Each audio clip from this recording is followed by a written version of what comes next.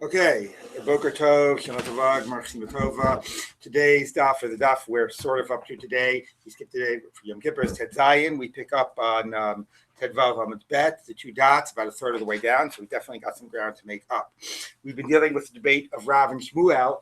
If somebody sells a field and it turns out that it was stolen, whether the purchaser, can come back and get not only reimbursed for the principal, which is obvious because it was metatos, but can he also get reimbursed for the sheva, for any improvements he made?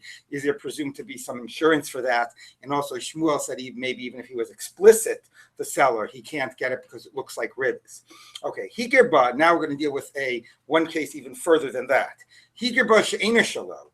The purchaser here, I'm selling my field to Michael again, our standard purchase, our standard Ruvain and Shimon, and Michael knows that it's stolen. He knows I stole it, but he figures, heck, why not buy it? I'll be able to get a good deal. He's selling it at a discount. I'll be able to get a good few years of produce off of it, and until the original owner can get it back from me. So Michael knows exactly what he's getting himself into. Not nice behavior right after Yom Kippur, Michael. Amar Rav, says Rav, now, then the original owner comes and gets the field back. Now, Michael comes back to me, and he wants his money back. Really, Michael, you really? Okay, so Amar Rav, so Rav says, most yeshlo shavachein lo. All right, he can still get his money back. He can't get any improvements he made. He did sort of know what he was getting into, but he can at least get his money back. With Shmuel, Amar afilu mosein lo. No, you can't get your money back. Now, what's this debate about?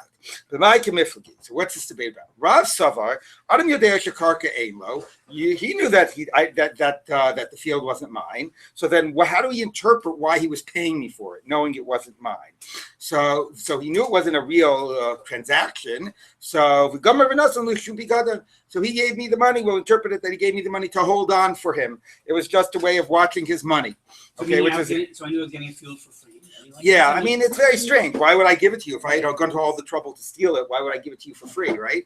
So, the Gemara is going to interpret this as like a real question of what do we think your intention was and so on. But, the more obvious way of expressing it is like, how would we legally choose to interpret this transaction, right? You knew it wasn't. Presumably, you were buying it because you knew you would be able to get some years of use out of it, right, before somebody came and took it back. So I didn't have a right to sell it. So on the one, but you were paying me because you knew that was the way you could get it. So in what degree do we say, no, legally it wasn't a sale, you get your money back, or you were giving me the money and I was giving to you because of the money, so therefore maybe you don't get your money back, right? So we could have sort of framed it as a legal question. Doesn't matter what their intent was. Maybe we pretty much know their intent, but if it wasn't a legal transaction, how do we then interpret it?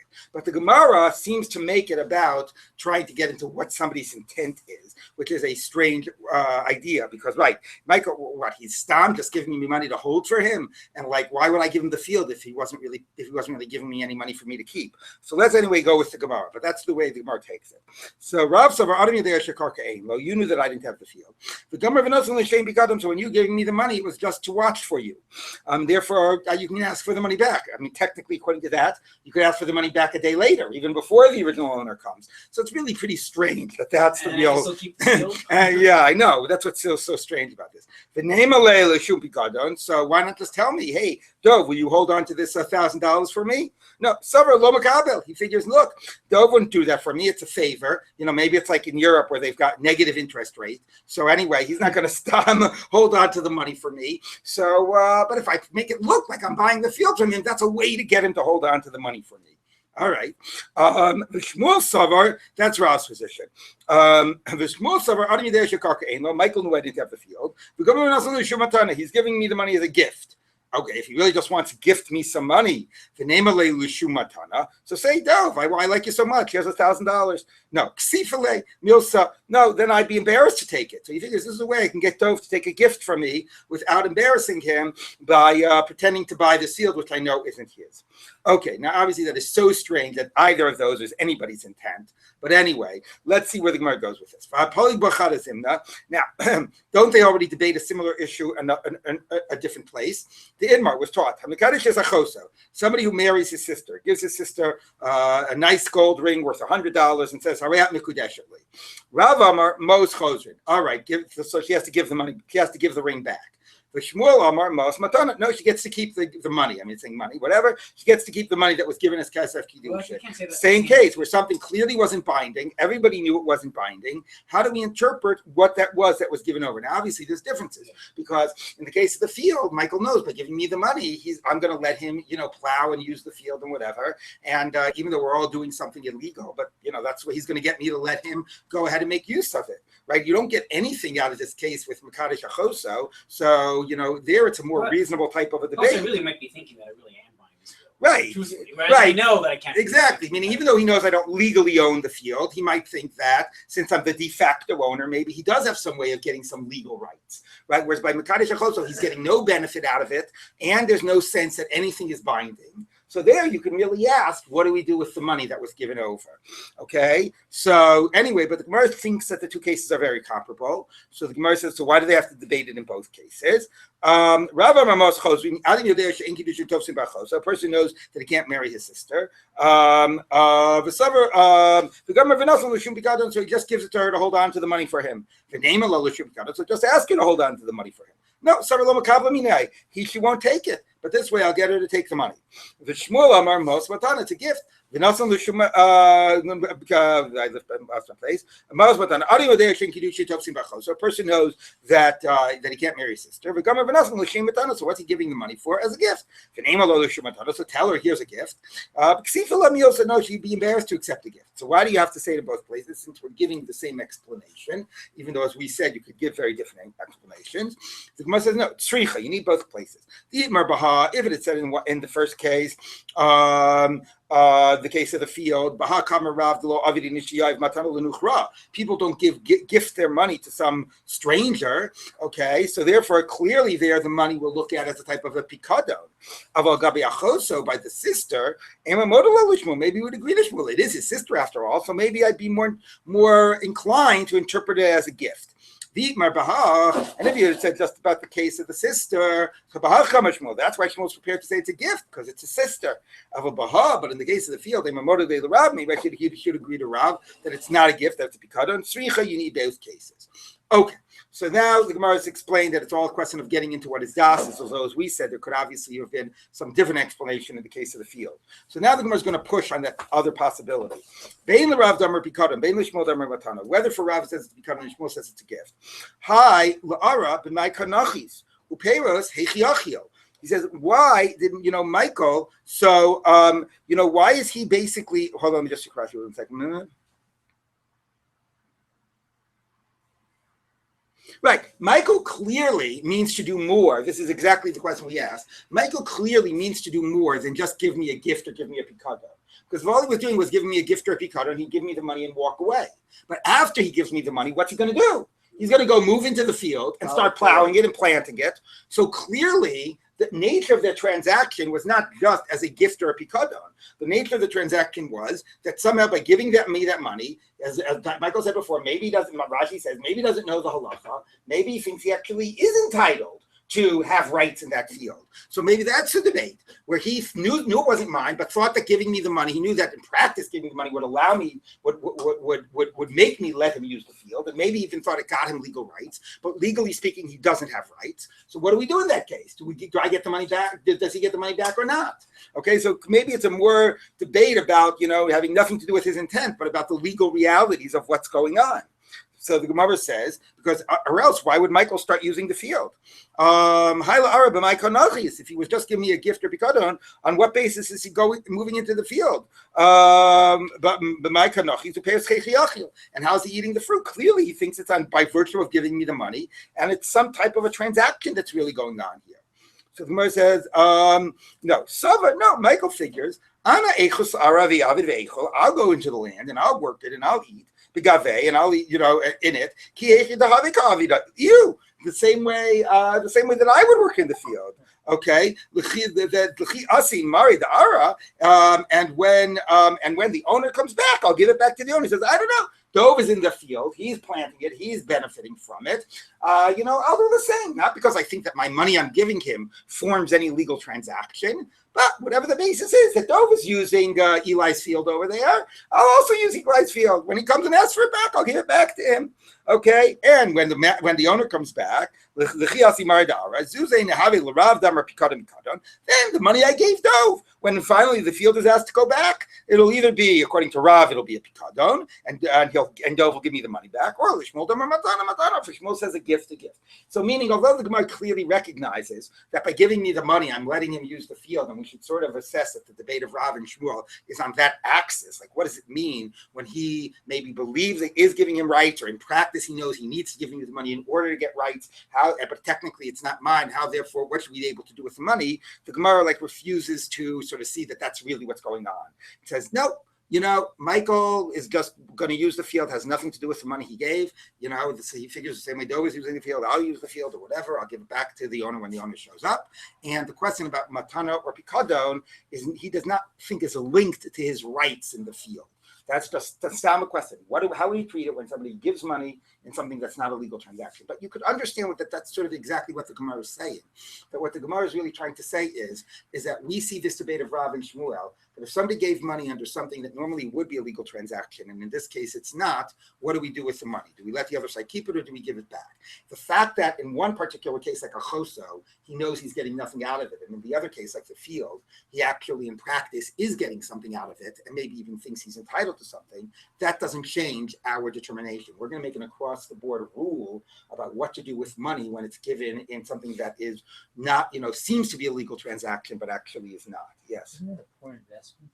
What? Isn't that a poor investment? Well, I'm presumably selling it to him at a discount because we all know it's stolen. Anyway, but that's just his own choice, whether he wants, it's not a poor investment anyway. If he paskins like Rav, then he gets the money back. No, but I mean... yeah, whatever. So, it's stolen property. I'm sure he'll get it at a discount. Okay, so the Gemara says like this. Okay. So that's that debate. Now we wrap up all of the discussions we've had until now with Rav and Shmuel. And although we normally say that the halacha is like Shmuel in Dine Mamanis, Shmuel is going to be the loser in all of these psakim. So let's take a look. Hilchasa, the halacha is, says the Gemara, Amar Rava, says Rava, Hilchasa, the halacha is, Yesh lo mos, yesh lo shevach. In the first debate, when he did not know that it was stolen, but it turned out to be stolen, can Michael come and get reimbursed from me not only the principal, which obviously he can't toes, but also for his improvements, or is there a concern there that it looks like a type of a ribis? And not just expenses. The whole shevach. So there we rule like Rav, that he is able to be reimbursed for the shevach. Okay? It's a full ruling like Rav. Even if I didn't give him explicit insurance for the shevach, he's entitled to the shevach. You remember Shmuel made the sofer ask the guy, do you want to insure the owner for the shevach, right? Do you want to insure the owner in general? Do you want to insure for the shevach? So here he's saying, like Rav, he gets reimbursed for the principal and the shevach, even if it wasn't written. Okay, there's a lot of protection of the purchaser going on here. What? Is it considered mechaptos? Yeah, of course it's mechaptos. Okay, the case we just did, Michael knows it's not him, the lakcha, and he purchases it. Most yeshlo shevach. Michael even gets his money back. Okay, a lot of protecting of the purchaser here. And not only that, achrayus to soferhu, if the sofer forgot to write, did not write that there was a lien on the field, so that's considered to just be an oversight, and any document has a lien in it. Bein b'shtari havas, by loan documents, which was sort of, what we were sort of, I think, presuming, or that was the chachamim of the Mishnah. But not only that, bein b'shtari mekach u'memkar, right? Again, I think this is against Shmuel. Even in a sale document where we said, a loan document, it's all about being reimbursed, so you want to insure the lien. The sale document, you hope you're never going to have to get your money back. And we said maybe there can't be presumed to be insurance. So we are saying, nope. Any type of thing, the purchaser is totally protected. Even if he knew it wasn't his field, if the guy's field, he gets his money back.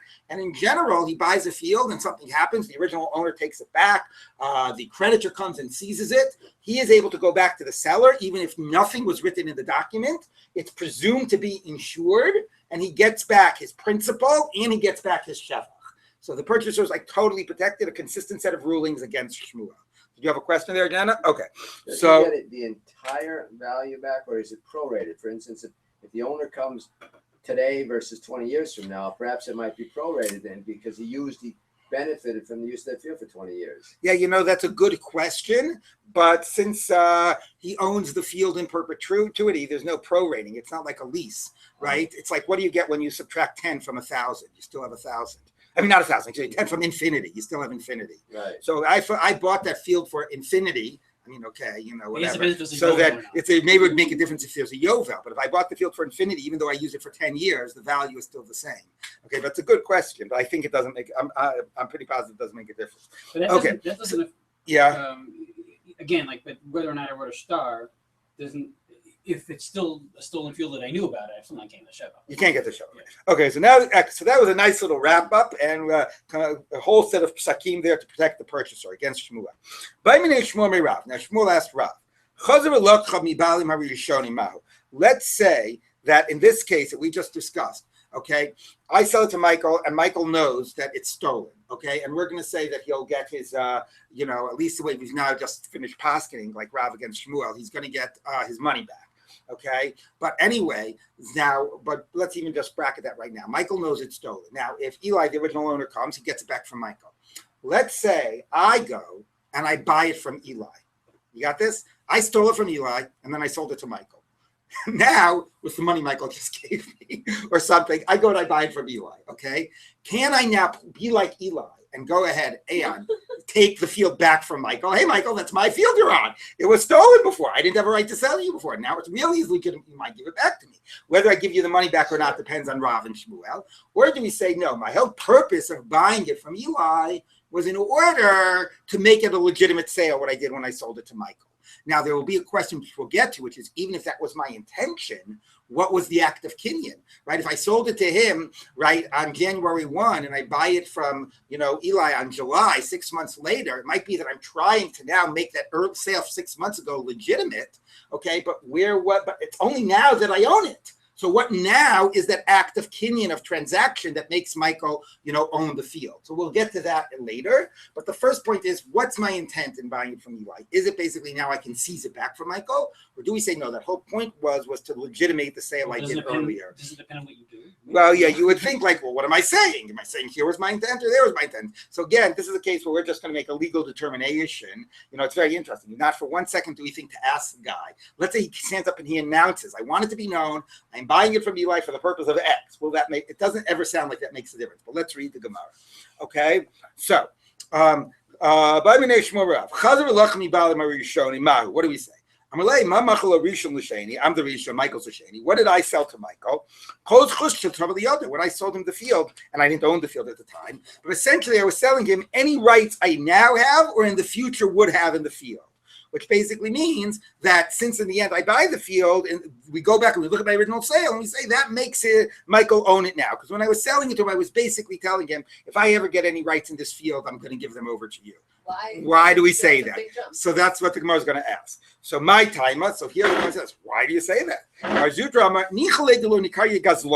Because I don't want, we assume that when I'm buying it from Eli there, it's because I don't want Eli to eventually take it back from Michael, and then Michael's going to come and call me a goslin. That's your truth. Okay, so that's my tshuva. Rav Ashi Amar, no, I want, since I did the sale, I want to be seen as a trustworthy person, so I want the sale to be legitimate.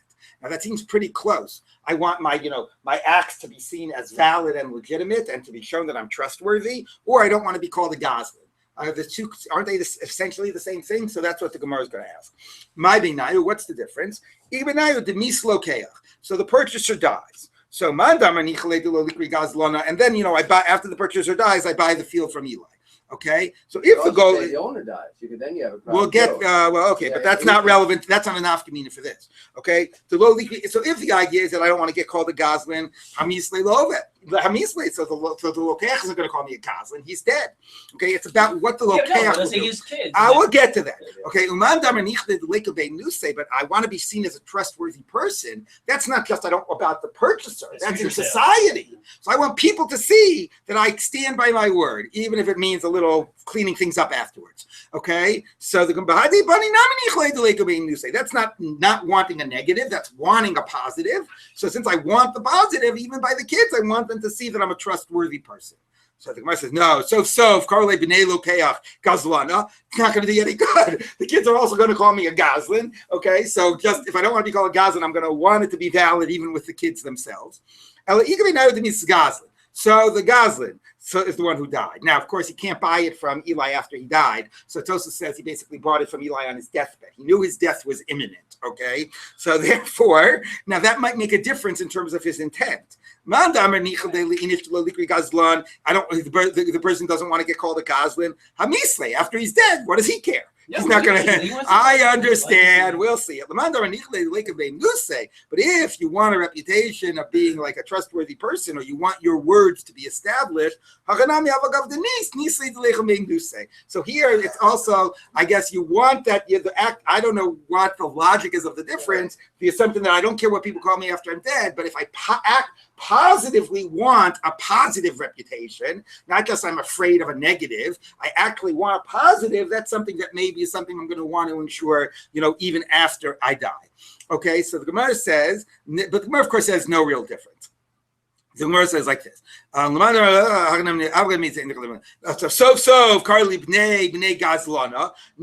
even if it's just not wanting to be called a Gazlan, you don't want your kids to be called the sons of a Gazlan, and that by calling your kids the sons of a Gazlan, they're still calling you a Gazlan. Ella, fine. So none of those are differences. I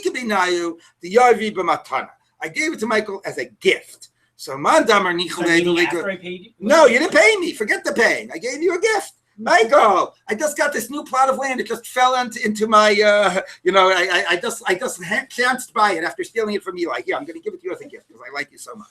Okay? You said the sons of the Rabbi. I think it says the sons of the purchaser. No, that was earlier. Now we're at the sons of the Rabbi. Okay. The Yav Matana. I gave it to Michael as a gift, this field I stole. I want to be seen as a trustworthy person. So Matana so also by a gift. I don't want to be seen as somebody who gives a gift and then the gift gets taken away from the person. If I said I was giving you a gift, I'm going to try to establish it as a gift. You don't want to call the Gazlan. I'm like, my Gazlina. What did I steal from you? You didn't lose any money. I gave it to you as a gift. Then I bought it from Eli, and now I'm taking it back. Okay, so you could say I'm not a good guy. I don't keep by my promises. I told you I was giving you this gift, but you're not going to call me a Gazlan. What did I steal from you? Yes. You stole from Eli. That might be true, but Michael isn't. But Eli, I paid. So the question is, right? So whatever I'm doing by paying Eli, that's to get rid of being called a Gazlan or whatever. Now the question is, what implication does it have in terms of the relationship I want with Michael? Now the funny thing about all of this is that if you go ahead and you say, okay, so let's say I get up and I announce, I am buying this from Eli, and I don't care if Michael calls me a Gazlan, and I don't care whatever. I'm buying it from Eli for the express purpose that I can then take it back from Michael. Okay, and I am not doing it to establish my sale to Michael. Will that matter? Like, is this really a question of what's in this guy's das? Or is this just a question of like how we legally are going to define the transaction? That's it seems like it's the second. It seems like we're going to determine that this is like a general behavior, or we're going to either we really believe this is psychologically how people act, or this is societally what we think is best, or whatever it is, and therefore we're going to just just define that that's what that transaction means. Okay, but that's an interesting question, since in the end the Gemara ultimately roots it in the person's psychology. What happens if the person is explicit about it? Yeah. Have we lost the train of possibility where you're buying it from Eli so that you can take it back from Michael? Well, the psak that Rav said was that I give it to that I'm buying it in order that Michael can have it, and now we're explaining it. Now we're explaining it for these various reasons. But if in the case like the Gemara said matana, according to one side of it, that it was about not being called a Gazlan, and then I gave it to Michael as a matana, within that possibility, if I bought it from Eli, I'd be able to take it back from Michael. Okay, so there is still that possibility in the scenario of matana, if you assume the reason is about being called a Gazlan. But as the Gemara is about to continue, the Gemara is going to ignore the Gazlan idea of being called a Gazlan and focus on, in order to establish my trustworthiness. And once we say that that's what it's based on, then it covers all cases. So yes. So then at the end of the day, I'm always giving it to Michael because it's always going to be interpreted as wanting to establish my trustworthiness, So even in the case of we're not matana. going to let you take it back from Michael. Correct. We're always going to assume the reason I bought it from Eli was because I wanted to be, make myself a trustworthy guy.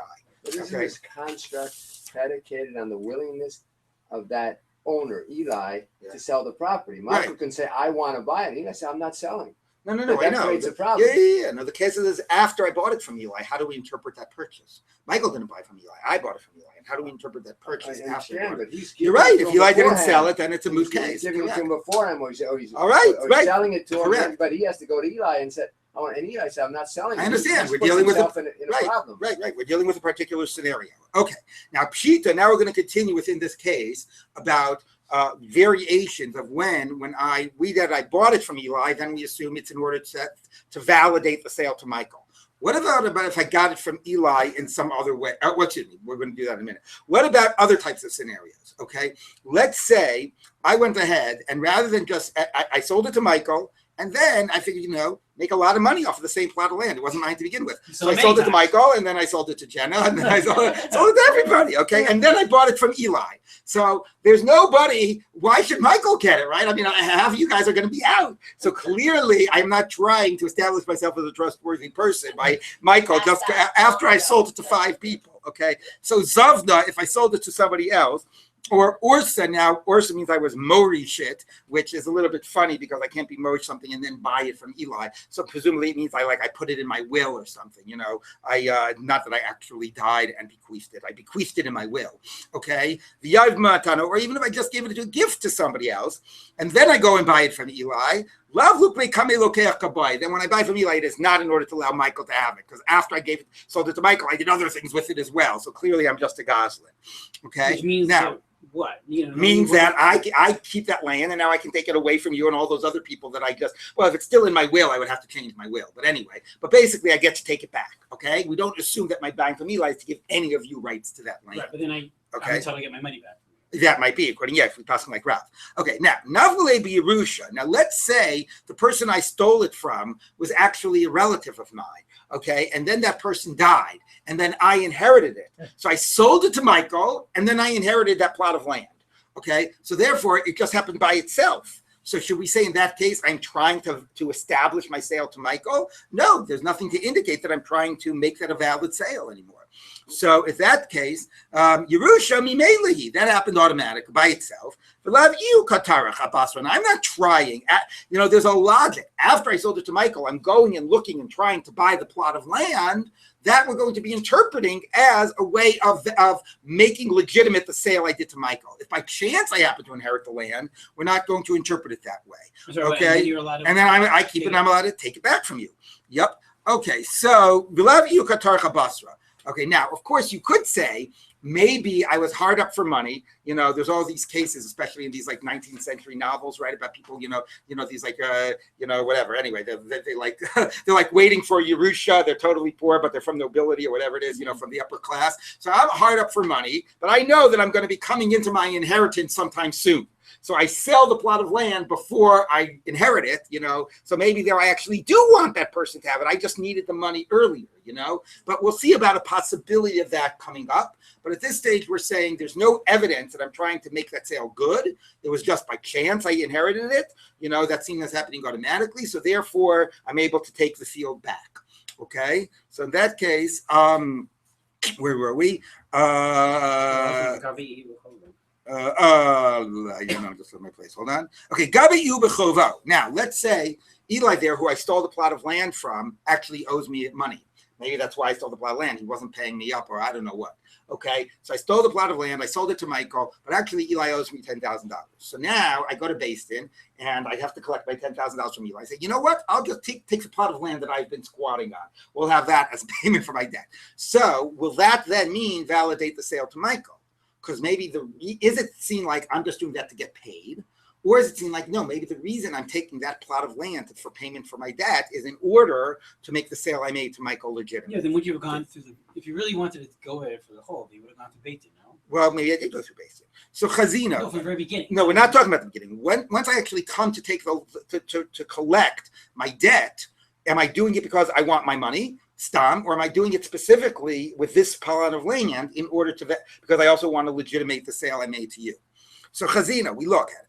If Eli had other plots of lands, I want I want this one. I want the one that I sold to Michael. So then we say, so the reason I was makbi to collect my debt specifically with this plot of land was in order to legitimate the sale I made with Michael. That's why I wanted to make sure it was this plot of land because I'd already sold it to Michael and I wanted to make that a legitimate sale.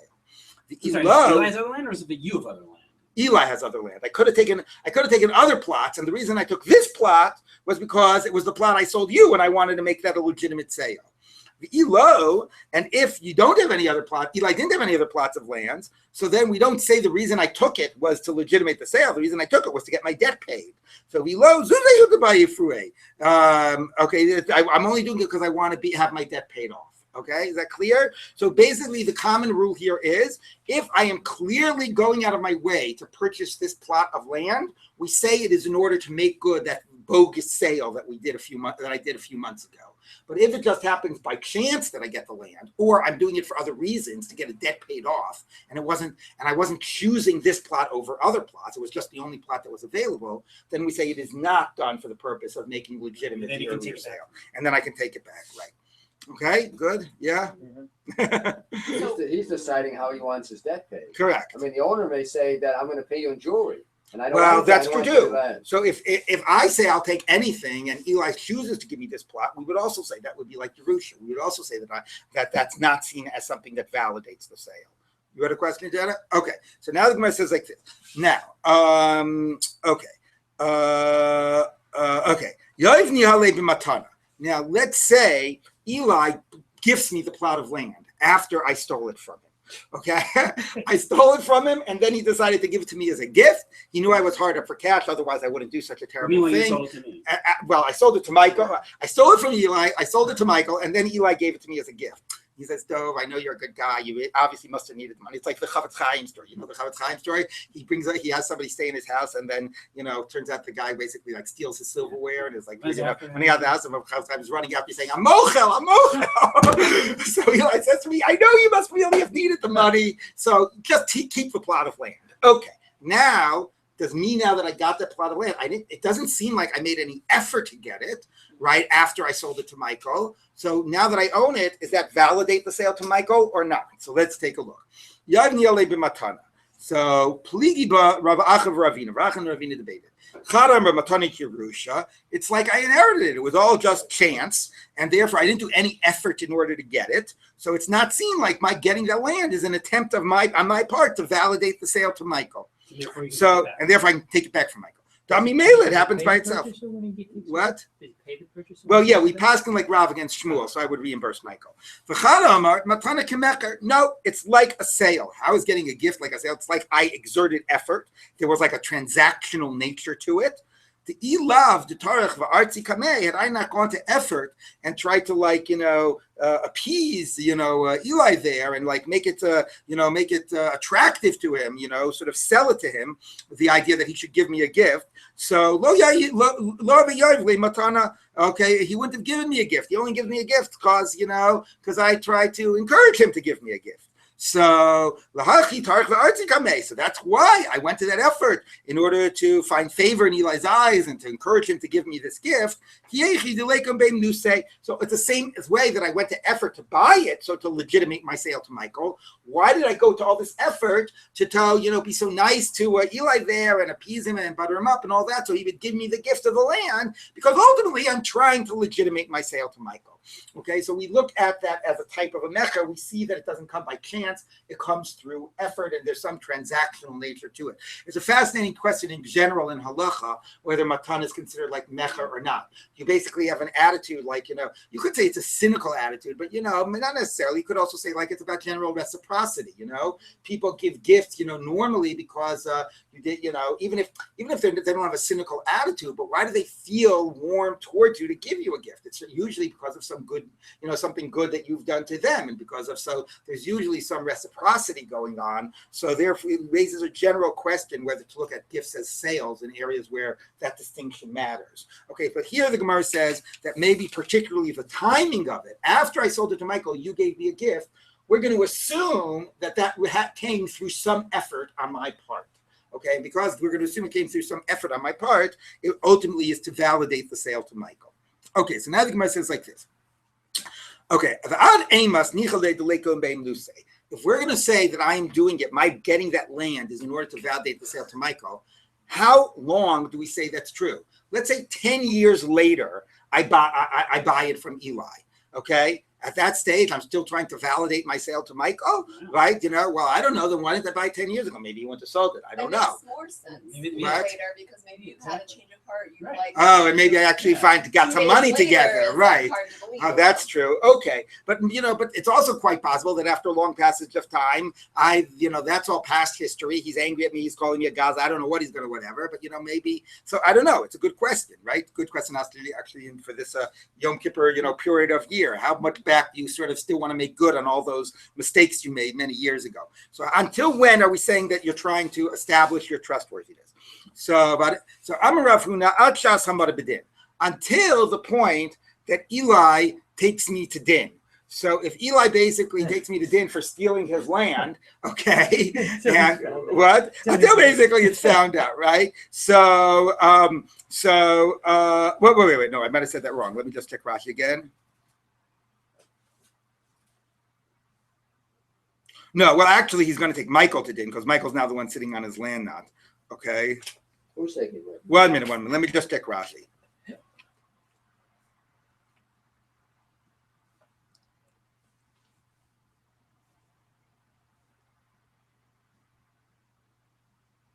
Right. So basically, now it's finally all become exposed. Okay. Eli has now come to Beis Din, wants his land back, is bringing Michael to din because Michael's the one sitting on the land. Michael is going to, of course, it's be passing like Rav's, going to now demand the money back from me. Okay. So in that case, where it's now like all exposed and it's coming up to the court case, if I let it wait until that point, it's sort of like, being moda b'knas after the Adim came forward, right? If now I'm coming to do it, the only reason I'm coming forward and trying to fix it or whatever, do something is not to establish my trustworthiness, but because it's all been exposed. But the guy's then sitting on a time bomb. He doesn't know when it's going to explode. I understand. Okay. So, but once that happens, then we say, if at that stage I buy it from Eli, okay. Now, of course, it's very funny. You could say the very fact that it's now coming for din and it has been exposed and everybody's now calling me a Gazan or whatever, and I'm buying it from you, is because I actually want to smooth things over. Let me look. I'll buy it from you. Michael can keep it. We can all go home peacefully, right? So it's interesting. You could see Dafka that is that at that stage. That's what I'm trying to do. But the assumption is that if it waited that long, then I'm not doing it on my own initiative. I'm doing it because it all became exposed. I'm not trying to, fix things. Yes. Eli can make a fortune. I just want to understand. Does it make a difference how long I've been there? Because if I've had 3 years of chazaka, no, chazaka is irrelevant here. So I can't say presumably Eli's been mochalit because no. I mean, well, no. Chazaka has to have a taina. We'll worry about that in Bava Basra. No. Okay, so fine. Got it. Okay, so now the Gemara says like this. No. That's not enough. There's a hamad b'din. It's Michael got the field back from Eli got the field back from Michael. Then Michael wants Beis Din to get me to reimburse him because we passed him like Rav to reimburse him. And now Beis Din is going to write for Michael a writ of seizure that allows Michael to come and basically seize my property, in payment of his debt. Okay. So after we got to that point that he's about to seize my property in payment of my debt, then we don't. Now, of course, exactly that point, you can say the opposite. That's why I'm now buying it from Eli in order to make it all go. What? You're doing it because you're forced. So even if that's your intention, you've been forced into that. Right. But it's not a look of moda b'knas. I don't understand why just because I'm forced, why isn't that? Okay, fine. I'm doing it because I was forced into a corner. But what am I trying to do right now? I'm trying to actually smooth things. Maybe the point is that now the field has clearly been given back to Eli, so there's no field to now transaction to establish with Michael. He's taken his field back. We're only dealing now with Michael getting his money back. So maybe that's the point. I don't see why being forced is much of an issue, but I do see the fact that once Eli's taken his field back and we're up to the point of Michael being reimbursed, there's no sale to Michael to establish anymore. But it just feels more like the meal, whatever that was, that it's happening to happen to you, that you're who you are. Right, really but after all those things happen, now I'm going to the effort to buy it from Eli. I don't know. To me, I don't see the fact that it was forced as much as now it's like a past history. That story is done with. We're on to stage 2. You can't fix stage 1 anymore. especially once Eli has taken the field back and we're only up to Michael getting reimbursed. Let's just read the last one. No, it's not even immediately after Michael gets the writ of seizure, but after he gets the writ of seizure, there's a process of auctioning off my property, making a public announcement. Okay, Doe has to sell off his property in order to pay back Michael. We're going to have an auction on the state or whatever, so that way we can get the best price for the property, that we have a public auction. And only after that period of making the announcements for the auction begins, then we see that, okay, now we're really totally in a different But stage you can't here. value your land and I just take it. What is it? Yeah, I don't know. We were seeing that this was the best way to have a fair valuation. Yeah. Who says if you go to jail or sold to No, that's the thing. There's no jail. Okay, there's a case of Geneva, whatever. There's basically no jail. Okay. All right. So anyway, whatever it is, at those stages, clearly is sold to slaves if they don't have any money. in the case of Ganav, but only under very specific circumstances. Okay. So anyway, so the Gemara says like this. So anyway, whatever it is, whether it's because he's being forced or whether because we're already clearly at stage 2, it's no longer in the context of validating the original sale. Okay. So Maskif Lo Rami Barchama Michti. Now we're done. We're done with the circumstances under when we assume my buying it from Eli is in order to legitimate the sale to Michael. The question we now have is, okay, but I bought it from Eli 6 months later. How did that act? I only own it in July. How am I, what's the transaction that's making Michael get it? He did the act of being coned in January. So the Gemara says, how did Michael get that star in January? With a writ that we wrote in January. That's a piece of junk. It's a piece of pottery. I sold him a field that I didn't have. So that was no Masa Kinyan. So how's he doing it now? Now, Tosfos says, of course, what you could say is, maybe after I bought it from Eli, Michael does a chazaka or something. He keeps on plowing the land, which is in the chazaka, and maybe that works. But the Gemara says it makes it sound like Michael owns it automatically after I buy it from Eli. Even if Michael is over in France somewhere, the land is laying fallow. Okay, the moment I buy it from Eli, Michael owns it. How does he own it? Where's the Kinyan? Okay, so Amalei Rava Tehei b'ma'amino. Okay, it's a trace of I trust you. What does that mean, I trust you? So when Michael basically, because remember, this is a case that he knew that the land was stolen. It's actually ironic. If he didn't know that the land was stolen, Michaal, you would say maybe all the more reason. He bought it in good faith. I'm now buying it from Eli. Maybe I'm really, but no, he knows it's stolen. So since he knows he's stolen, he says, and Michael says, look, Dov, I'm buying it from you. We all know it's not your land, and I'm not going to demand anything from you. I just trust you. Because Samichalei, I trust that you'll manage to make this deal good. Okay, so therefore, because that you trusted me to make it good, even though I sold you and we both knew at that moment I didn't own it, Tarachu Maisile. So I'm going to go to the effort to buy it from Eli and make the sale legitimate. So therefore, because you trusted me to do all of that, Gamor Maknile. So therefore, I had such positive feeling for you, Michael, that my Gemar Das, my desire for you to own the field was sufficient. All along by Kinyanim, we speak about two things. I have to have the das to transfer it, and the other person has the das to accept it, or to buy it, or whatever. And there has to be a formal act that shows that it's switching hands. Okay? And sometimes the more das you have, like we dealt in the case before about a minor and das acheres makna, where different degrees of das, metzia, etc. Sometimes the less kinyan you need, the more das there is, full das that there is. So every now and then, the Gemara comes up with a possibility that the das could be so 100% without any hesitation that I want you to own it, that you don't even need a Masa Kinyan. And that seems to be what it's saying here. Although, so even if I didn't say this, is that what we're going to say? Right. It seems like we're just implicitly, since we both knew it was stolen, and that's what the Gemara says, velo kamer le velo midi. You didn't even say anything. You just implicitly, it's so ironic, right? You implicitly trusted me because we all knew it was stolen. That makes me feel so positive towards you that if I can buy it, I'm 100% going to want to do it and you own it. Of course, which basically means, ironically, that if you didn't know it was stolen and then I bought it from Eli, maybe we wouldn't say the same thing, right? Because even though Adarabah, that's the case, we should more say, I'm trying to make good by you. Yeah, Jenna, do you want to say something? I just don't understand. He's trusting you because you're a Gaza. I mean, it's like a thieves' pact or something, like you guys know each other really well, and therefore. Yeah, not that we know each other really well, but it's like since we all know that it's stolen and I'm buying it from you, clearly there's an implicit understanding that you're going to make good on the sale. Meaning, I wouldn't buy it from you knowing it was stolen unless I trusted you. Exactly. Why would I be giving you money and knowing that we all know it's I stolen? want to get a good deal on it. You know? I know it's very strange. I really can't explain Unless it. he didn't view him as a What? godsend. There's a Bob Dylan line says, to live outside the law, you must be honest.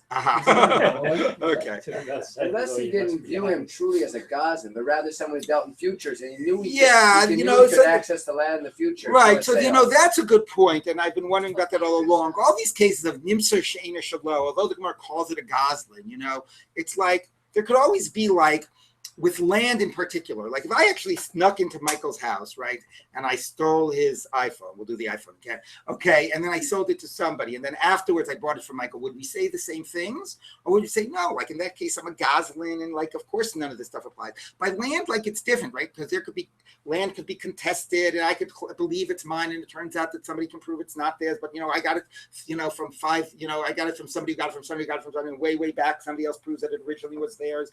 So it could be in this case that even though it's Hikar B'She'ina Shalo, right? I think, you know, the point is that maybe, yeah, it's not exactly the same as Exela. Like maybe there's some understanding that, like, you know, you've been trying to purchase it, you're in the process of trying to purchase it, you know, and there's technically at this point it's still not yours, but you know, you're working at making it yours. So we talked about that explicitly, right? Didn't we talk about that explicitly a few people ago? So why would it be when we like say that that's what it was and that's what we're talking about? well, no, I mean, before we had the case about Nimtza She'ena Shalo, and this is Hikar B'She'ena Shalo, right? But it could still be the same. Like, you know, I mean, there are different scenarios, right? There's one scenario that I walked into Eli's yard with a rifle, and I told Eli, get off, and everybody knew that I'm squatting and sitting on it, and then I sold it to Michael. And there's another scenario, which is that it's I've been trying to buy this plot of land for many years, and there's reason, and I have claims to it or whatever, but we know that technically it's not mine yet, and then I sell it to you.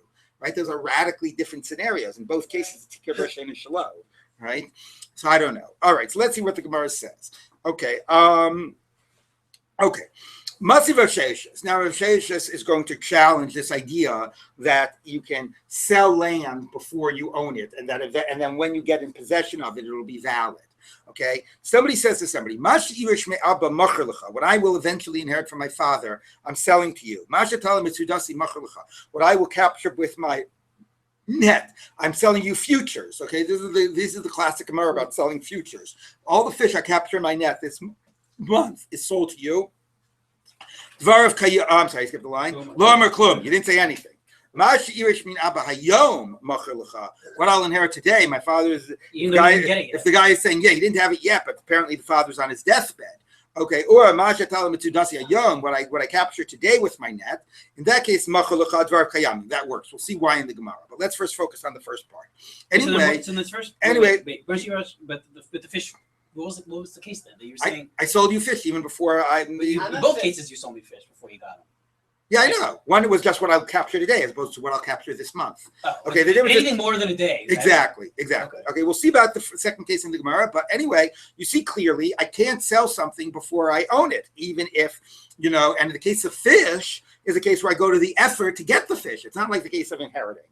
And even so, it doesn't validate the earlier sale, even though I go to the effort to get it. All of this is essentially a case of a future. Okay, and like the point made before, there's no gneva or gzela going on here. It's selling something that you're actually trying to get, and you will get. And in the case of fish, actually, you will get through your efforts. And nevertheless, it doesn't make it a valid sale. So it's a very good question. So Amar Rami Bar Chama Hagavravat Yufta. So Rami Bar Chama said about Rav says, oh, that's a Talmud Chacham. That's a Shaila. That's a good question. Amar Rava, so Rava said, Gavra Kachazina, I see a Talmud Chacham. Tiyufta lo Kachazina, I don't see any question. Why was that not a question? It seemed like a pretty good question. So he says, Hacha Samcha Daite, V'hacha lo Samcha Daita. So in one case, he relies on you. In the other case, he doesn't rely on you. What's the difference? Because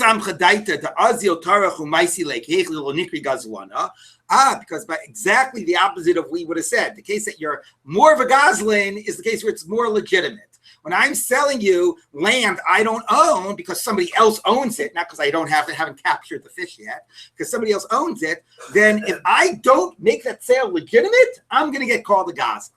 And therefore, I'm going to go to extra effort, and therefore we all are sincere about it, and it's a binding transaction when I'm eventually able to buy the field retroactively somehow, or at that time because of Gemar Das.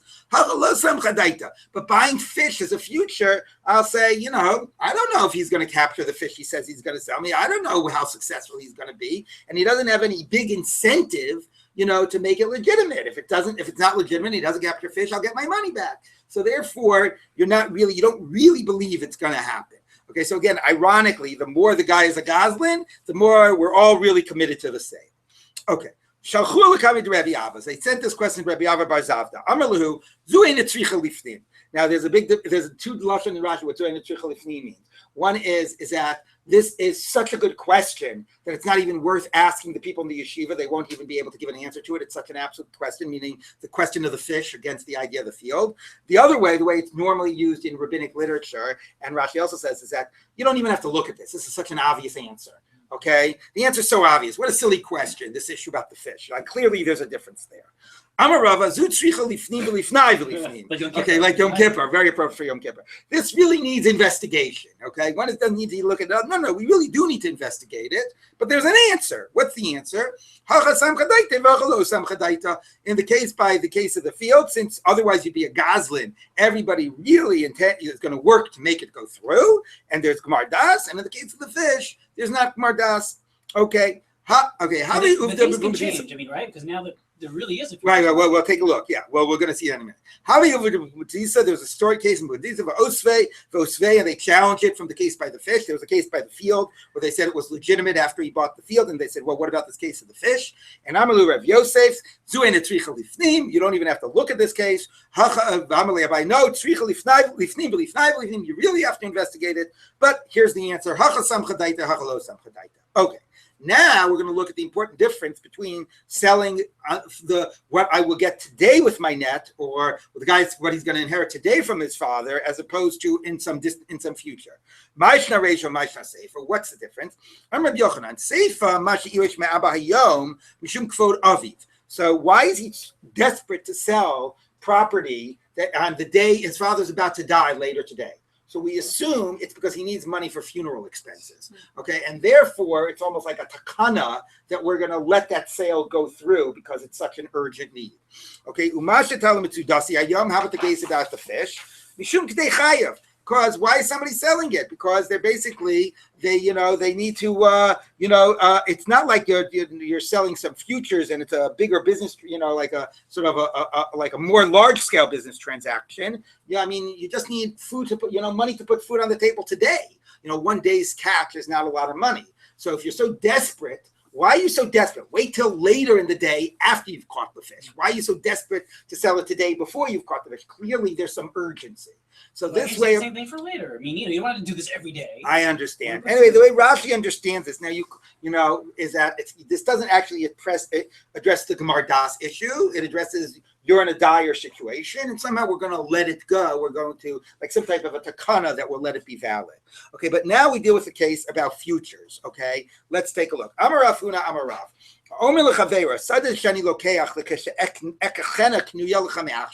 This field that I'm hoping to purchase, once I wind up purchasing it, you should own it as of now. So that's essentially selling a future. It works. Okay, now that's very strange because before we've been saying that it doesn't work, only in very limited situations that we say it's a Gemar Das, because otherwise he'll be called a Goslin. In all those cases, generally this doesn't work selling a future, right? It's Davash Shelo Bali Olam. So Amar Rava, so says Rava, Mistavra Milsas Rav Besada Stam. That makes sense if you say, I'm going to sell you a field, not a particular one. Why? Because there's lots of fields on the market. So then you can sell a future. Okay, Aval Besada Zo, this field, well, that wouldn't be legit work. How do I know I'll be able to purchase this field? Okay, but this is very important because he says conceptually, if stuff is readily available to be purchased, then you can sell a future, right? Well, fish, although it's an interesting question, do you know that you'll catch the fish? But it's more relevant for the case of futures, right? I know for sure I'll be able to buy the stuff on the stock market. There is always going to be that stuff available. Rambam paskins that we do not say you can't sell a Dava Shelo Bala Olam. Let me reframe that. You can sell a Dava Shelo Bala Olam, or not Shelo Bala Olam, something that you don't own if it is readily available, like in the stores. So I can go ahead and sell you a gallon of milk, okay, before I own it. And then I'm going to go buy it because it's not considered out of my control. It's not considered, even though technically I don't own it, but since it's easily accessible and there's nothing that's going to prevent me from getting it, then actually, now maybe it'll only go through once I buy it. It doesn't go through as of now. I don't have it yet. Okay, so that's the distinction being made here between Sada Zo and Sada Stam. And that might actually hold meaning the if I give you halacha. the money, you don't have the milk, right? Then I can go Yeah. back, right? Is that what you're saying? So you I get- can cancel my transaction. Yeah, probably, right. Okay, and that, right, so Amar Rav, now, so but that's a distinction that Rav is making, but now the Gemara just says that's not what Rav meant. Rav was going even further. V'hai Elohim, in truth, is that really true? No, in truth, Amar Rav afilu b'sadazu. Rav really is willing to paskin that you can sell something you don't own, even a specific thing that you might not be able to buy. Make him offer Right? Because he too. paskins like Rabbi Meir. Michti, Rav Kiman Amar Lishmaite. Who does Rav going? Like to Rabbi Meir, like Rabbi Meir. The Amar Adam Makna Davar Shalom Olam. And Rabbi Meir says you can sell something that doesn't yet exist or that you don't yet own. The Tana we done a brisa. Homer leisha. He's kachili laachashit kayer laachashit kairi. Marry me after I convert. After you convert. Laachashitach sheshtach rare. After I'm freed, I'm a slave now. Laachashitach ri. After you become free. Laachashiyamus ba'alayach. After your husband dies. Laachashiyachlos lachivimech. After your brother-in-law does yibum. Your sister, who I happen to be married to, dies. Okay, in all those cases, ain't a mikudeshes. It doesn't work. Rabbi Meir Omer mikudeshes. It does work, even though in most of those cases it was not something you could make happen. It was in hands of other people. So you were doing something that you was not yet able to do, and the ability was out of your hands, and it works. So v'ha'isha kisadezudamya. The case of the woman is like of this field. You can't get the husband to die. Well, you could, but it wouldn't be illegal. You could get a lot of those things to happen, okay? And nevertheless, it works, okay? It's because you can do something. Shalom bala olam. Bam Rabbi Meir mikudeshes. So clearly, if you paskin davar shalom bala olam, it solves all of these cases, okay? But the interesting thing is the three exceptions. Let's just summarize. Number one, you stole the field and everybody knows it's stolen. And in that case, when you actually do buy it from the original owner, there seem to be there, like everybody is really committed to making it happen. You shouldn't be called a goslin or whatever. There's a gemar das. So that's one type of a case that it works, even though at the time it didn't work. We'll make it work when you actually buy it. Okay. Other cases, normally though, what I inherit, what my fish catch, etc., won't work. But in the case of when you say today, there might be special situations of urgency that we let it work, okay, even though you don't yet own it. And the third case, which is not clear in the Gemara, but it's a distinction that's raised that Rambam actually passes like, which is extremely relevant for the futures market, is stuff that is readily and easily available, and I can just, in the general market. So that type of a thing, even though I don't own it yet, you might be able to sell it. And that's really the whole question of the futures market. Okay, so nice series of things about buying and selling things you don't yet own. And we'll pick up with this Ending with tomorrow. buying and selling women. Yeah. And buying and selling women. Yes, of course, we forgot that.